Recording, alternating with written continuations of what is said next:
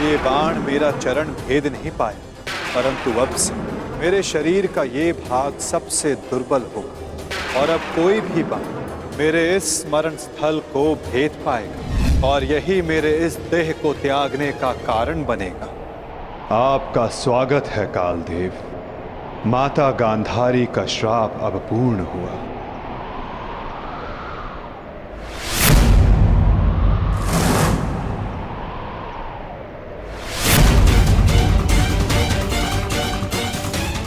श्री कृष्ण, ये कैसा अनर्थ हो गया मुझसे? प्रभु, प्रभु मुझे माफ कर दो प्रभु, मुझसे बहुत बड़ी भूल हो गई। मुझे लगा कि यहाँ कोई हिरण है, परंतु। तुम विलाप ना करो व्याध, तुमने कुछ भी अनुचित नहीं किया। जो कुछ भी होता है सब में मैं स्वयं सम्मिलित होता हूं। कर्म के चक्र को कोई नहीं टाल सकता। त्रेता युग में मैंने जब श्री राम का अवतार लिया था, तब उस युग में तुम वीर वानर वाली के नाम से प्रसिद्ध थे और उस युग में मैंने बाण चलाकर तुम्हारा वध किया था और उस कारण हेतु आज तुम्हारा बाण मुझे आकर लगा है। मेरे जीवन का उद्देश्य धर्म स्थापना था और अब जब धर्म की नींव रखी जा चुकी है तो मेरी उपस्थिति इस धरती का संतुलन बिगाड़ देगी। हर मनुष्य इस धरती पर एक उद्देश्य लेकर आता है और उस उद्देश्य को पूर्ण करना उसका कर्तव्य होता है। मैंने अपने जीवन का उद्देश्य पूर्ण किया और आज तुमने अपना कर्तव्य पूर्ण किया व्याध। किंतु जब जब धरा पर अधर्म और अन्याय बढ़ेगा, मैं तब तब लौटकर पुनः आऊंगा। मैं जा रहा हूं, किंतु मेरी सीख गीता का ज्ञान बनकर समस्त संसार में शेष रहेगी। वो बालकों की चंचलता में होगी, इस संसार के कण कण में होगी। रूप बदलेगा किंतु मैं सदैव रहूंगा। शरीर का अंत होता है किंतु जो अमर रहता है वो है सीख।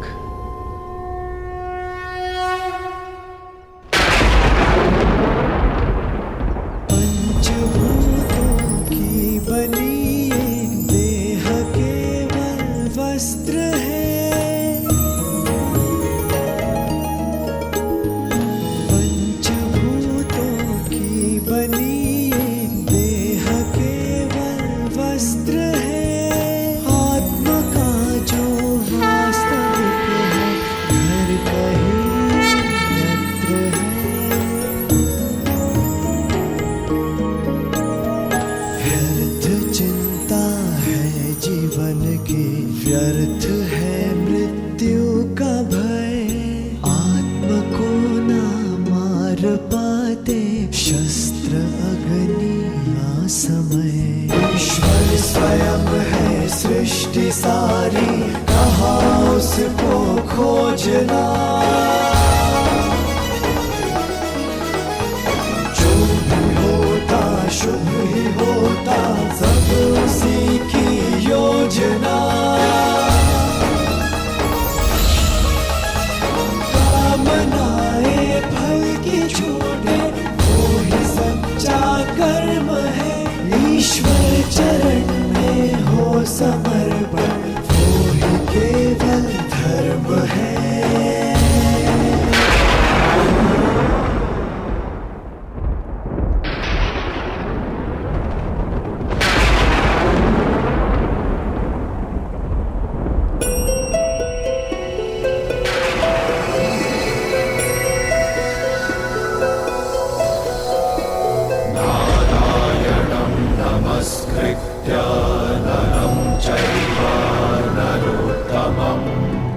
देवीं सरस्वतीं व्यासं ततो जयम् उदीरये।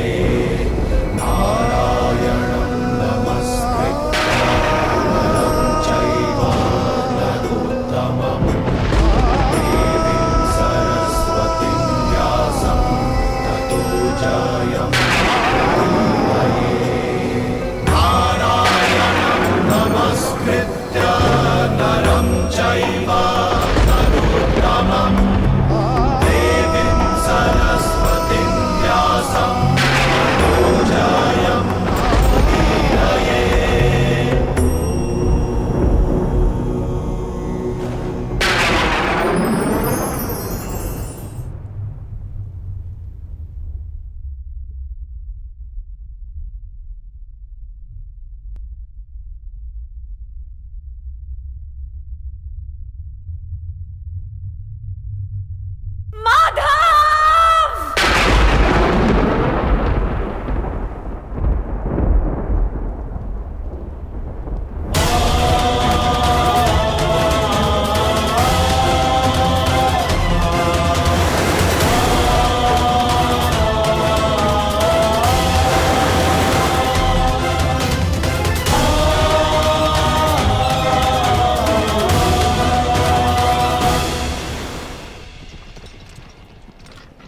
काकाश्री, हम पिताश्री वासुदेव को छोड़कर नहीं जा सकते। ये उनका ही आदेश है लक्ष्मणा। द्वारका का अंत होने को है। उनका आदेश था कि मैं तुम सभी को यहां से हस्तिनापुर ले जाऊं। मैं उनके आदेश का पालन कर रहा हूं और तुम्हारा भी यही कर्तव्य है।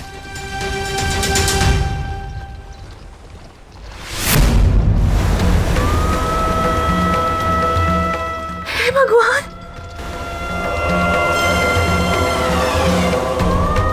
हमारा द्वारका।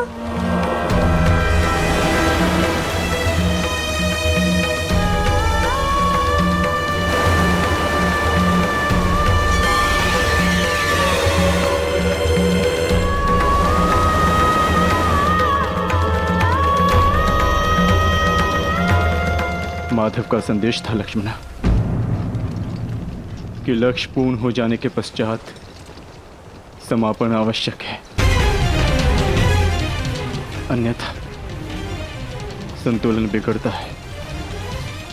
सृष्टि अपना संतुलन बना रही है लक्ष्मणा।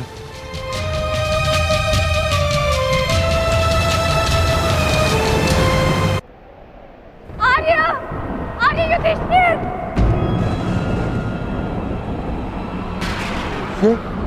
ये तो पांचाली का स्वर है।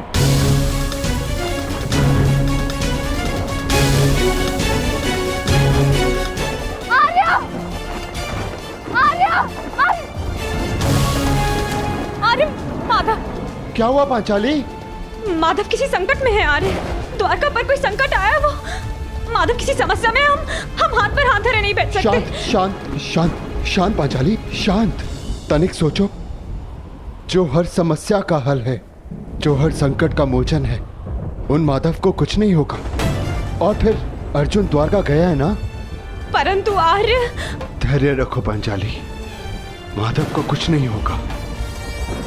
मुझे उन पर पूरा विश्वास है और अपने अनुज अर्जुन पर भी।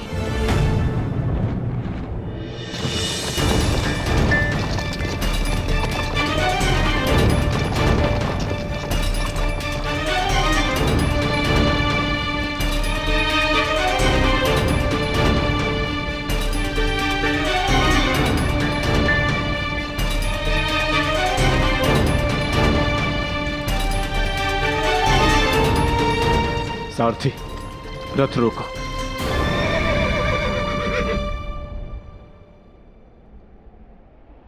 ये स्थान सुरक्षित लग रहा है। क्या हुआ काकाश्री, आपने रथ क्यों रुकवा दिया? यात्रा थकान को जन्म देती है लक्ष्मणा। कुछ प्रहर विश्राम कर लेना चाहिए। चलो।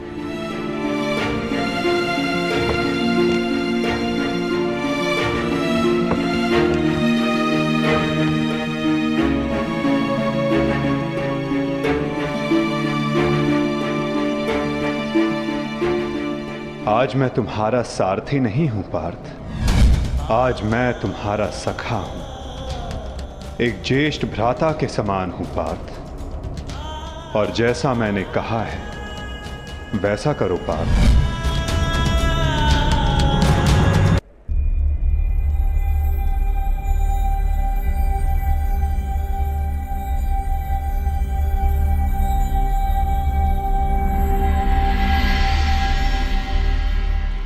क्या हो रहा है काकाश्री?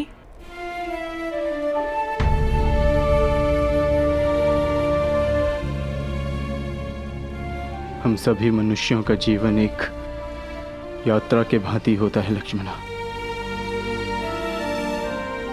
जिसे हमें पूर्ण करना होता है। जहां से एक मनुष्य की यात्रा समाप्त होती है, वहीं से एक दूसरी यात्रा का आरंभ होता है। और यही जीवन है। परंतु हमारी यात्रा अभी शेष है लक्ष्मणा। तुम थक गई होंगी, जाओ विश्राम कर लो। जैसी आपकी आज्ञा हो।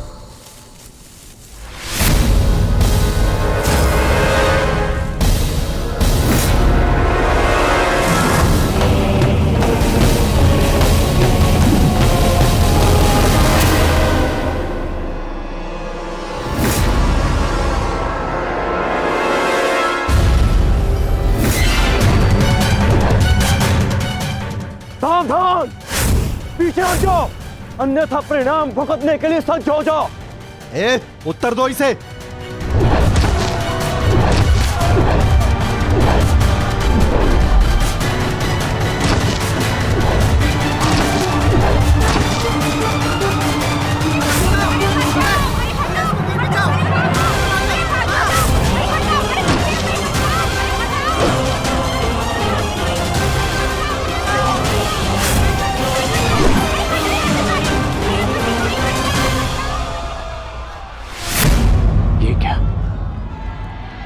मैंने तो सहस्त्र चलाया था।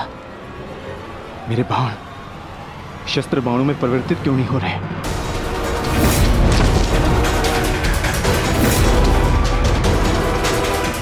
मेरा लक्ष्य कैसे चूक सकता है?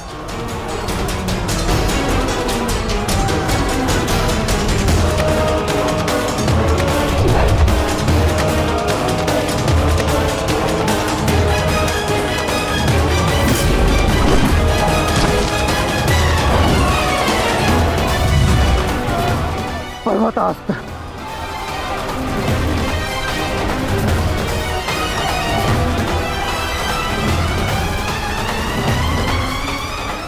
ये सब क्या हो रहा है? बाण प्रकट क्यों नहीं हो रहे? कैसे करूंगा मैं सबकी रक्षा?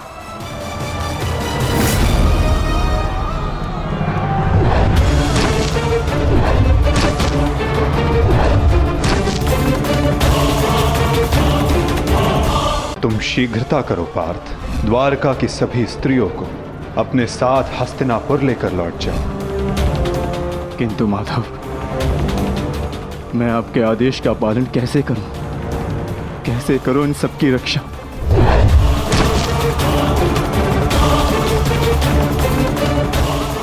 लक्ष्मण,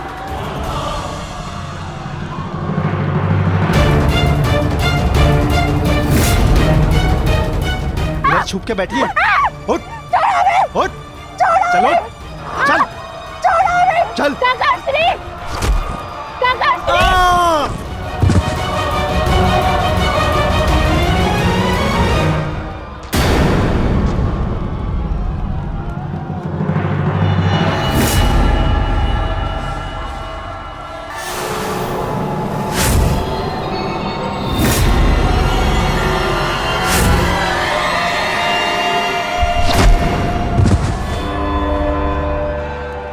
वो दिन समाप्त हुए अर्जुन, जब सारा संसार तुम्हारे गांडीव से कांपता था। अब नवयुग आरंभ हो चुका है।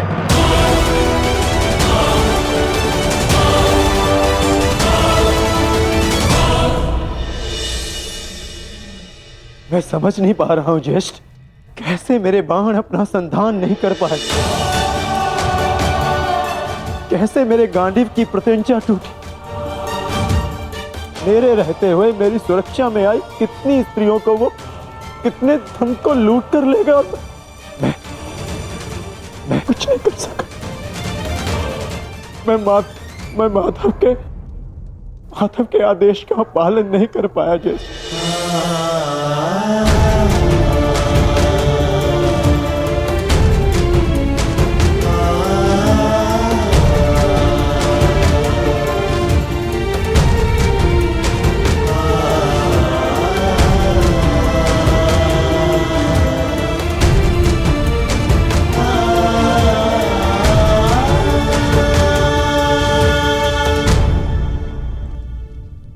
सब नाश हो गया, कुछ नहीं बचा। माधव का संदेश क्या है अर्जुन? हर प्राणी के जीवन का एक कारण होता है, एक लक्ष्य होता है पार्थ, और उस लक्ष्य के पूर्ण हो जाने के पश्चात उसका सृष्टि में रहना संतुलन बिगाड़ता है। द्वारका की सभी स्त्रियों को और बालकों को अपने साथ हस्तिनापुर लेकर लौट जाओ, ताकि वो हस्तिनापुर के परिवर्तन का भाग बनकर धर्म के मार्ग पर चल सके, नवीन युग का आलिंगन कर सके। मैं समझ गया अर्जुन, मैं समझ गया।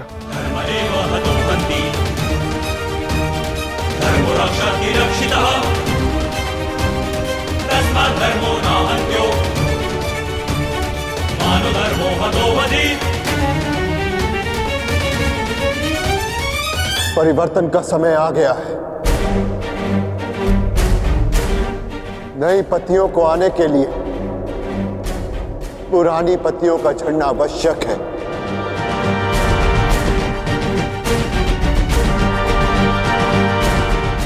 आपका मंतव्य क्या है आर्य?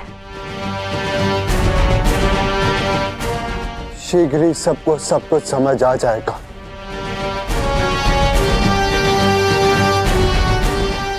हस्तिनापुर की राजसभा का आह्वान किया जाए।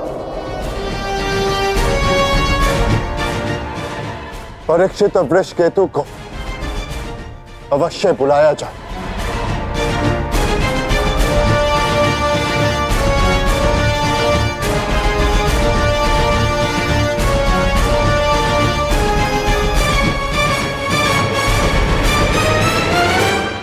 आज ये सभा यहां इसलिए बुलाई गई है, जो योग्य है उसे उसका अधिकार प्राप्त हो। हम सब यहां अपनी नई पीढ़ी का स्वागत करने के लिए एकत्रित हुए हैं। वृषकेतु,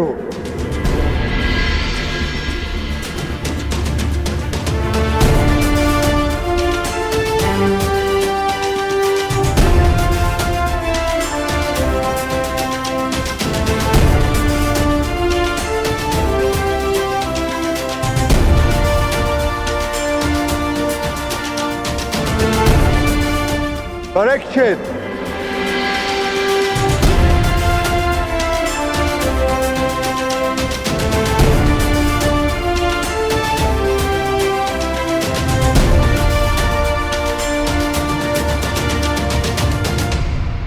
मैं सम्राट युधिष्ठिर आप सभी के समक्ष परीक्षित को हस्तिनापुर का राजा घोषित करता हूं। महाराज परीक्षित की, महाराज परीक्षित की, महाराज परीक्षित की, महाराज परीक्षित की। और वृषकेतु को इंद्रप्रस्थ नरेश घोषित करता हूं। महाराज वृषकेतु की, महाराज वृषकेतु की, महाराज वृषकेतु की, महाराज वृषकेतु की।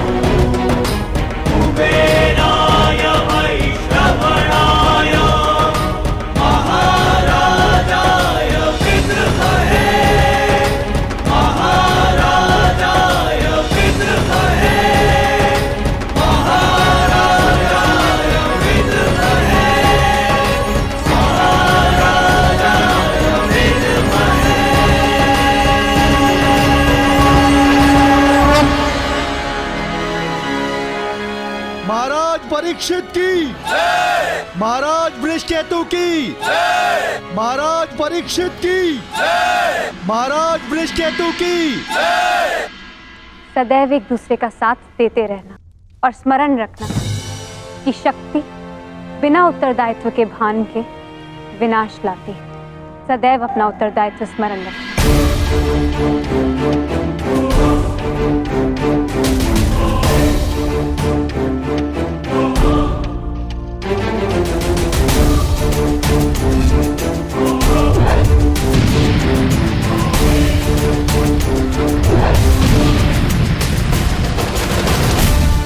तुम्हारे पिता ने तुमसे छोटी आयु में चक्रव्यूह तोड़ा था।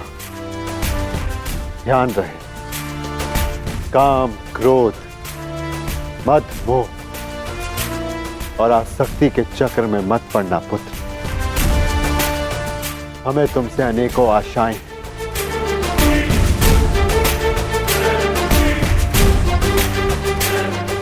और तुम्हें उन पर खरा उतरना है।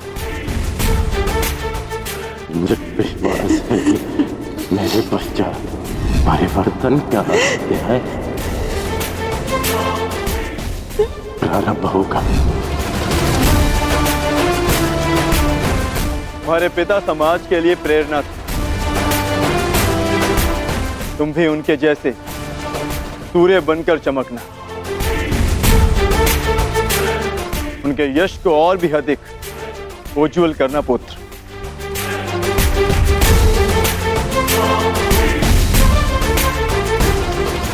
और स्मरण रखना पुत्र,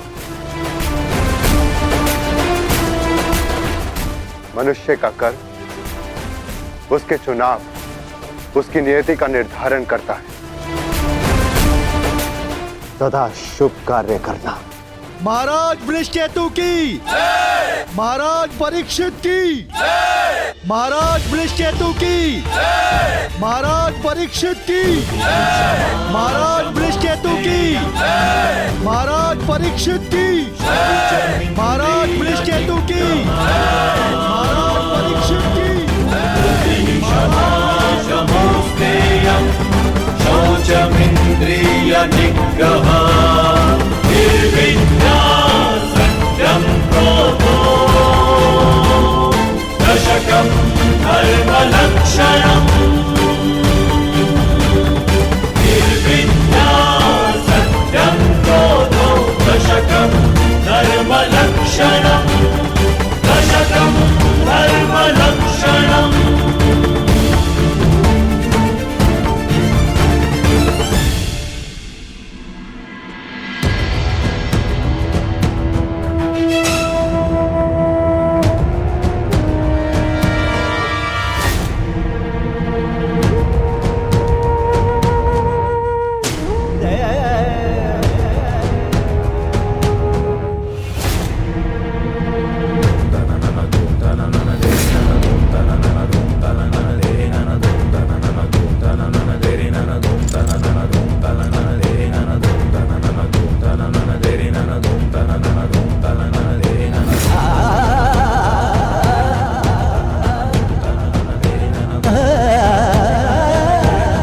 टेस्ट भीतर कर क्या रहे? उन्हें भीतर के काफी समय हो गया है। हमें भीतर जाकर देखना चाहिए।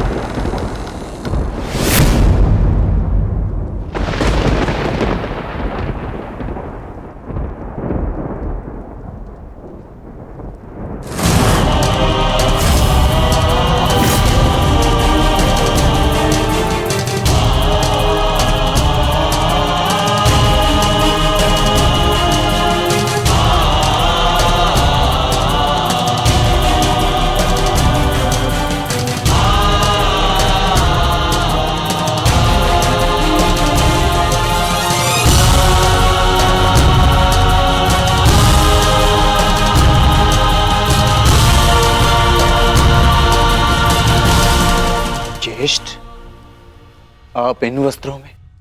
माधव का संदेश सुनकर भी नहीं समझे अर्जुन। एक समय के पश्चात जब मनुष्य के जीवन का लक्ष्य पूर्ण हो जाता है तो उसकी उपस्थिति सृष्टि का संतुलन बिगाड़ देती है। इसीलिए मैंने यह निर्णय लिया है कि मैं महाप्रस्थान करूंगा।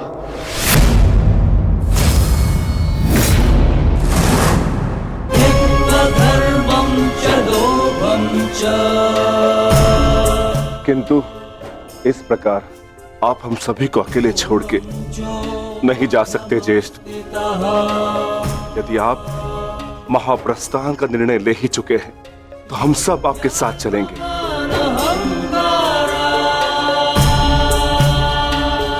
क्योंकि जहां आप हैं ज्येष्ठ, वही हमारा घर है। हाँ ज्येष्ठ, मनुष्य अपनी परछाई के बिना अस्तित्व में कैसे रह सकता है? हम पांचों भाई एक दूसरे की परछाई हैं। हम ना एक दूसरे के बिना रहेंगे और ना ही जिएंगे।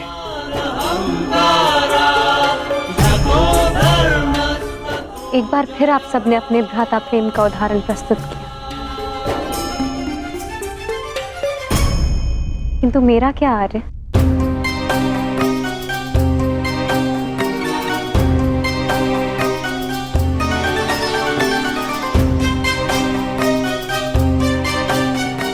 पांचाली, मैं जहां जा रहा हूं वह मार्ग बहुत कठिन है और तुम सब उस मार्ग पर नहीं जा पाओगी।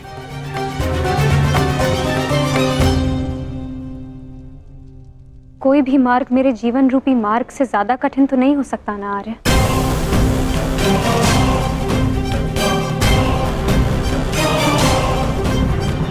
राज्यसभा में हुए वस्त्र हरण के संताप को मैं सह गई, ये सोचकर कि मेरे पांचों पति मेरे साथ हैं, मेरा प्रतिकार लेंगे।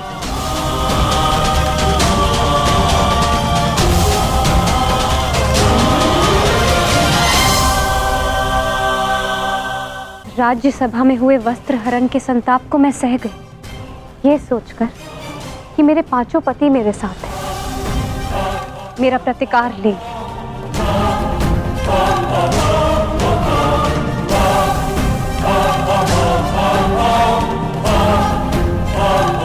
13 वर्षों के वनवास और अज्ञातवास को हंसते हंसते काटा, ये सोचकर कि मेरे पति मेरा त्राण करेंगे। मेरे पुत्रों की असमय मृत्यु से कठिन कोई और कंटक तो नहीं हो सकता ना आर्य, परंतु सहा मैंने, क्योंकि मेरे पुत्रों के पिता, मेरे पांचों पतियों का सानिध्य मुझे प्राप्त है, और आज आप मुझे ही छोड़कर जा रहे। माता कुंती ने आदेश दिया कि पांचों भाई आपस में बांट, मैं बटी आर्य, परंतु मैंने आप पांचों को बटने नहीं दिया।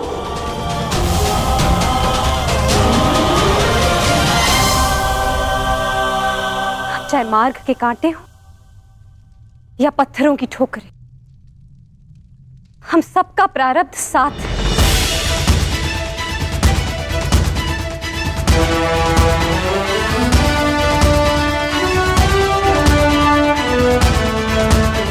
और यही मेरा निर्णय है आर्य, आप जहां भी जाएंगे मैं आपके साथ चलूंगी,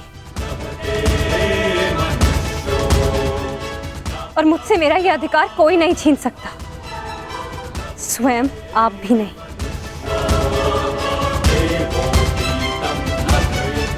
मैं चयन कर चुकी हूं आर्य, अब इस यात्रा का जो भी परिणाम होगा मुझे स्वीकार होगा।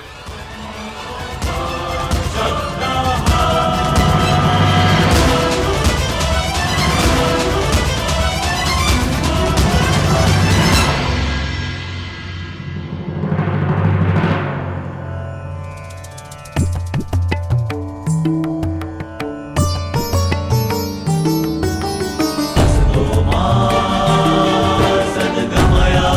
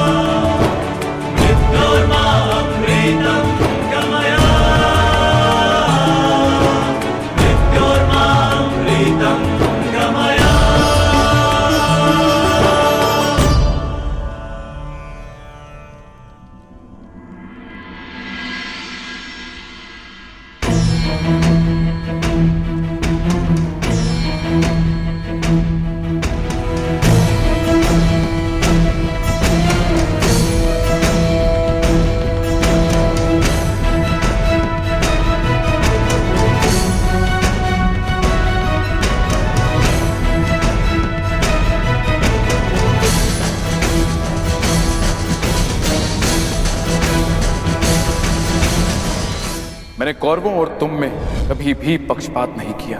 यदि प्रिय युधिष्ठिर को स्वीकार है तो हस्तिनापुर नया राज्य बनाने में तुम्हारी सहायता करेगा, परंतु पुत्र इसके बदले मुझे भी तुमसे कुछ चाहिए। तुम्हारी माता कुंती यही हस्तिनापुर में रहे। आज तक के इतिहास की सबसे बड़ी, सबसे रोमांचक, मनोरंजक द्यूत क्रीड़ा हम सबके जीवन का सबसे बड़ा खेल होगा। 5 की शक्ति दास हो गई दुर्योधन। युधिष्ठिर भी तुम्हारा दास हो गया।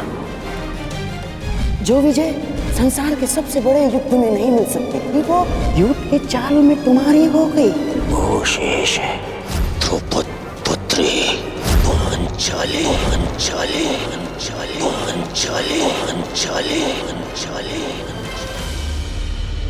अब ये द्रौपद पुत्री पांचाली विधिवत तुम्हारी दासी हुई।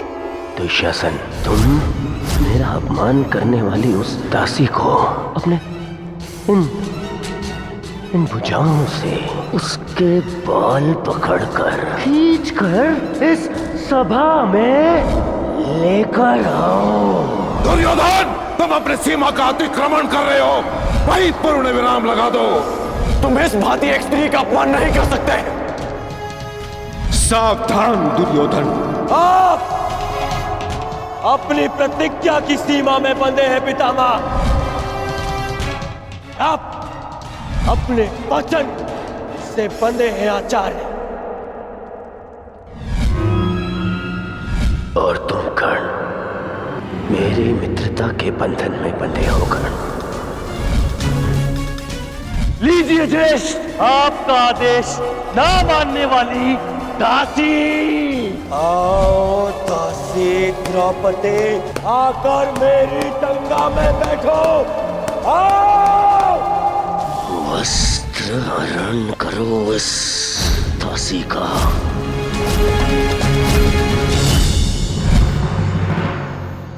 पुत्र परीक्षित, सदा द्यूत और शर्त से दूर रहना पुत्र।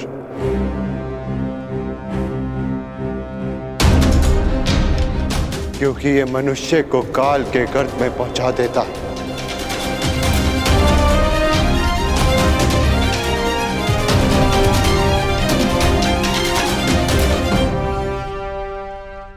इस सभा में इतना सब कुछ हो जाने के बाद भी आप सब मौन हैं, परंतु इस अधर्मी दुर्योधन को उसके कुकर्मों का दंड अवश्य मिलेगा।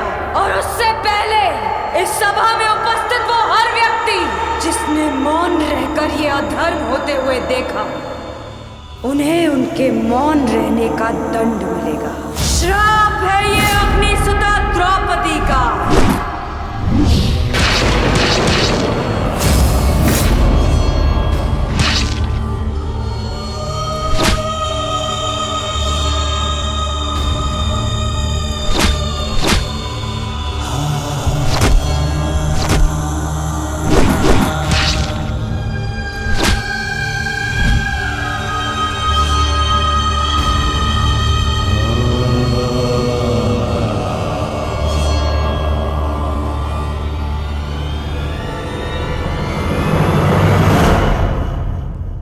सदा स्त्री का सम्मान करना पुत्र। किसी को भी स्त्री का अपमान न करने देना, क्योंकि स्त्री का अपमान प्रकृति भी नहीं सहती।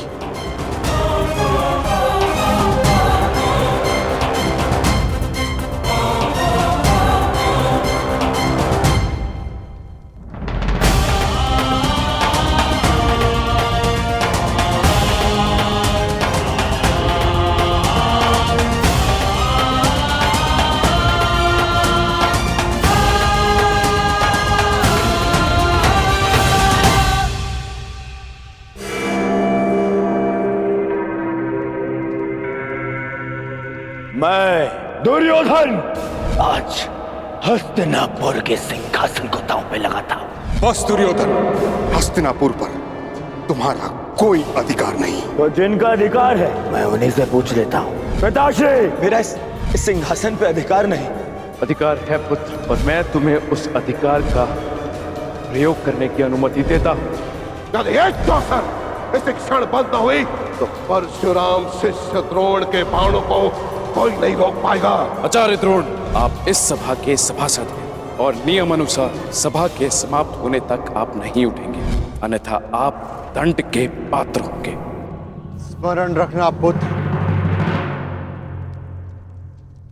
राजा वो नहीं जो राज्य की सीमा के पार देख सके। राजा वो है जो प्रजा की आंखों की सीमा में आए एक आंसू को देख सके।